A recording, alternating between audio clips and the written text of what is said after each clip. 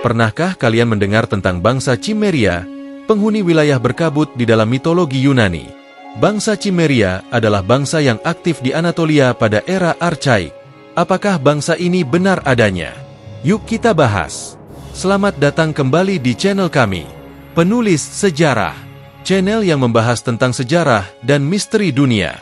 Tapi sebelum masuk ke inti videonya, jangan lupa untuk like video ini dan subscribe serta nyalakan notifikasinya biar kalian tidak ketinggalan video menarik lainnya. Anatolia adalah wilayah yang berada di sebelah timur Yunani dan secara harfiah berarti tempat matahari terbit. Dalam banyak catatan mitologi Yunani, bangsa Cimmeria diceritakan sangat misterius dan memiliki konflik dengan sejumlah bangsa, seperti Asyur, Frigia, dan Lydia. Bangsa Asyur adalah bangsa yang berpusat di hulu sungai Tigris, Mesopotamia. Sedangkan adalah suku bangsa Indo-Eropa kuno yang awalnya berada di selatan Balkan. Sementara bangsa Lydia adalah bangsa yang menghuni Lydia yang berada di daerah Anatolia Barat. Dalam mitologi Yunani, bangsa Cimmeria memiliki riwayat panjang konflik dengan tiga bangsa tersebut. Bangsa Cimmeria muncul secara menarik di lokasi yang sangat tidak terduga dan misterius, sehingga menimbulkan banyak perdebatan. Jadi apa yang bisa kita ketahui mengenai bangsa Cimmeria dalam mitologi Yunani?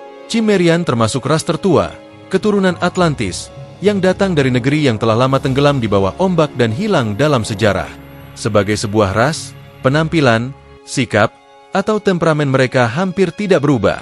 Seperti orang Atlantis, mereka berambut gelap dan bermata abu-abu, biru, atau hijau. Mereka tinggi dan kurus, dengan tubuh yang kuat, sementara tengkoraknya panjang. Berbeda dengan Northeimer, suku Cimmerian pada umumnya berkulit lebih gelap, sama seperti suku Pik, ras yang sangat mereka benci.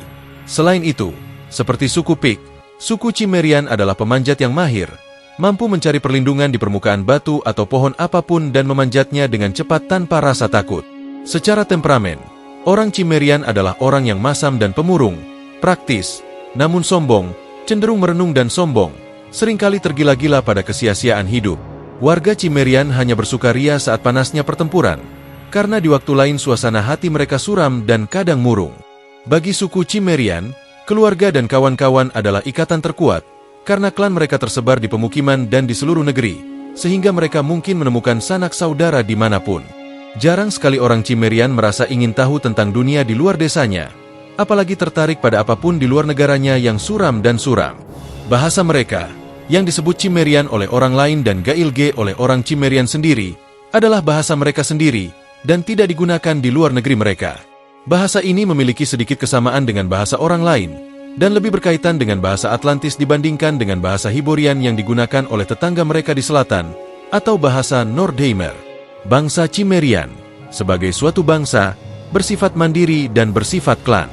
Mereka menganggap diri mereka sebagai musuh yang keras kepala, bertahan dengan kuat di perbukitan, lembah, dan rawa-rawa mereka, bahkan melawan orang-orang Acheron kuno yang tidak dapat memperoleh apapun dari mereka, meninggalkan orang-orang bukit yang ganas itu ke tempat tinggal mereka yang berbatu-batu. Banyak yang mencoba menyatukan mereka, namun biasanya tidak berhasil. Umumnya, pemimpin terhebat di antara mereka tidak lebih dari seorang kepala klan yang dimuliakan dan mengaku sebagai raja atau ratu. Namun bualan seperti itu tidak ada gunanya dan tidak ada artinya jika tetangganya sendiri tidak begitu tertarik untuk menghormati klaim kekuasaannya. Bangsa Cimmeria dalam mitologi Yunani. Referensi tertulis paling awal mengenai bangsa Cimmeria dalam literatur mitologi Yunani berasal dari Odyssey, yang ditulis oleh Homer pada paruh kedua abad ke-7 sebelum Masehi. Dalam kisah tentang perjalanan Odysseus kembali ke Ithaca dari Troy, bangsa Cimmeria muncul dalam konteks yang aneh dan mitologis. Setelah menghabiskan beberapa waktu di Pulau Circe, Odysseus melakukan perjalanan ke daratan terdekat dan mencapai pintu masuk dunia bawah.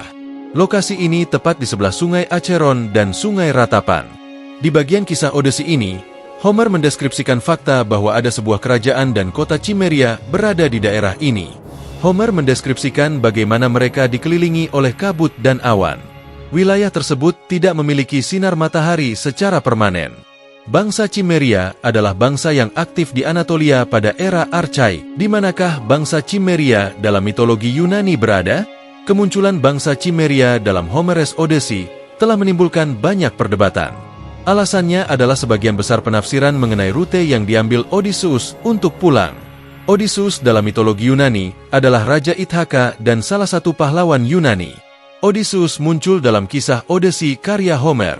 Para ahli menyimpulkan bahwa Odyssey mendeskripsikan tempat-tempat di Laut Mediterania bagian barat, sedangkan bangsa Cimmeria secara historis aktif di Anatolia, tepat di ujung lain laut tersebut. Odyssey, bersama dengan Iliad, adalah dua syair epik utama mitologi Yunani yang ditulis Homer dan menjadi referensi utama tentang mitologi Yunani.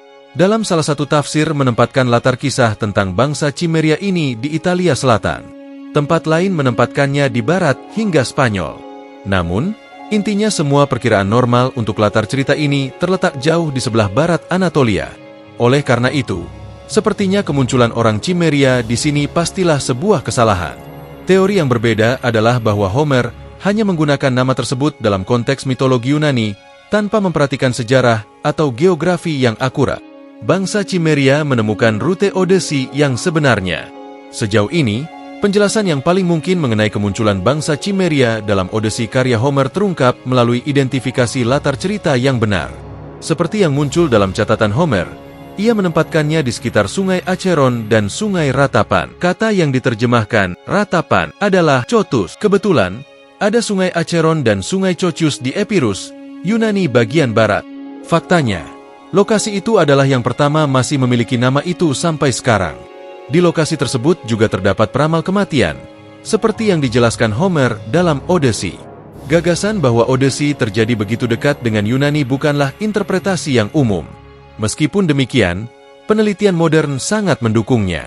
Tepat di lepas pantai wilayah daratan ini terdapat pulau kecil Paxos, yang sangat cocok dengan deskripsi Homer tentang Pulau Circe. Meskipun demikian, lokasi ini masih jauh dari kawasan di mana bangsa Cimmeria secara historis aktif. Namun, dengan mengidentifikasi latar cerita ini dengan benar, jawaban atas misteri tersebut dapat dengan mudah diketahui.